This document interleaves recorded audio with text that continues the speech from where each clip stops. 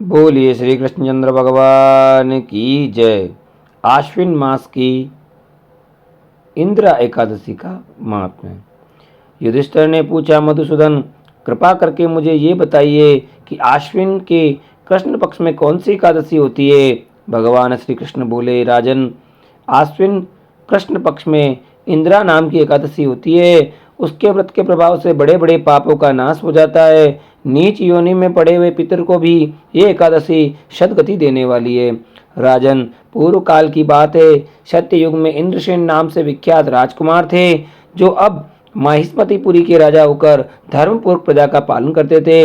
उनका यश सब और फैल चुका था। राजा इंद्रसेन भगवान विष्णु की भक्ति में तत्पर हो गोविंद के मोक्षदायक नामों का जप करते हुए समय व्यतीत करते थे और विधि पूर्वक आध्यात्म तत्व के चिंतन में संलग्न रहते थे।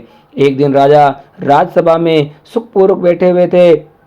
इतने ही में देवर्षि नारद आकाश से उतरकर वहां आ पहुंचे। उन्हें आया देख राजा हाथ जोड़कर खड़े हो गए और विधि पूर्वक पूजन करके उन्हें आसन पर बिठाया। इसके बाद वे इस प्रकार बोले, मुनि श्रेष्ठ, आपकी कृपा से मेरी सर्वथा कुशल है। आज आपके दर्शन से मेरी संपूर्ण यज्ञ क्रियाएं सफल हो गई।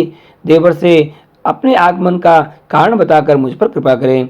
नारद जी ने कहा, नृपश्रेष्ठ, सुनो, मेरी बात तुम्हें आश्चर्य में डालने वाली है। मैं ब्रह्मलोक से यमलोक में आया था। वहां एक श्रेष्ठ आश्रम पर बैठा और यमराज ने मेरी भक्तिपूर्वक पूजा की। उस समय यमराज की सभा में मैंने तुम्हारे पिता को भी देखा था। वे व्रतभंग के दोष से वहां आए थे।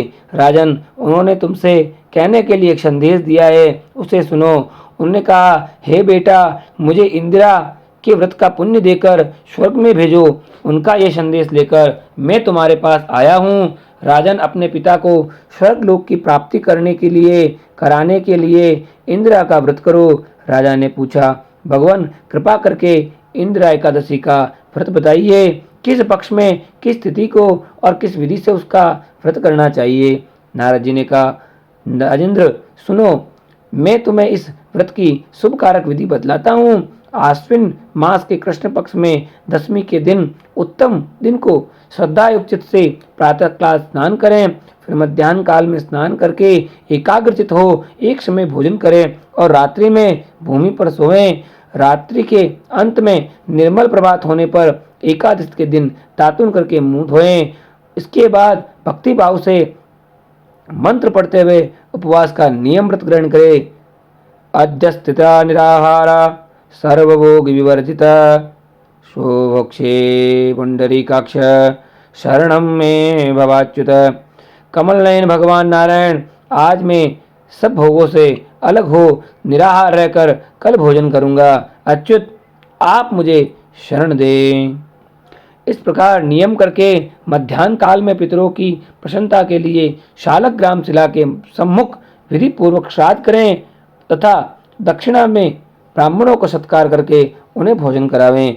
पितरों को दीवे अन्नमय पिंड को सूंघकर विद्वान पुरुष गाय को खिला दें। फिर धूप और गंध आदि से भगवान ऋषिकेश का पूजन करके रात्रि में उनके समीप जागरण करें। तत्पश्चात सवेरा होने पर द्वादशी के दिन पुनः भक्ति पूर्वक श्री हरि की पूजा करें। उसके बाद ब्राह्मणों को भोजन कराकर भाई, बंधु, नाती और पुत्र आदि के साथ स्वयं मौन होकर भोजन करें। राजन, इस विधि से आलस्य रहित होकर तुम इंदिरा का व्रत करो। इससे तुम्हारे पितर भगवान विष्णु के वैकुंठ धाम में चले जाएंगे। भगवान श्री कृष्ण कहते हैं, राजन, राजा इंद्रसेन ने ऐसा कहकर देवर्षि नारद अंतर्ध्यान हो गए। राजा ने उनकी बताई हुई विधि से अंतःपुर की रानियों, पुत्रों और भृत्यों सहित उस उत्तम व्रत का अनुष्ठान किया।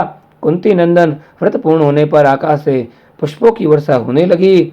इंद्रसेन के पिता गरुड़ पर आरूढ़ होकर श्री विष्णु धाम को चले गए और राजा श्री इंद्रसेन भी अकंटक राज्य का उपभोग करके अपने पुत्र को राज्य पर बिठाकर स्वयं स्वर्गलोक को चले गए। इस प्रकार मैंने तुम्हारे सामने इंदिरा एकादशी का व्रत के महात्मा का वर्णन किया है। इसको पढ़ने और सुनने से मनुष्य सब पापों से मुक्त हो जाता है।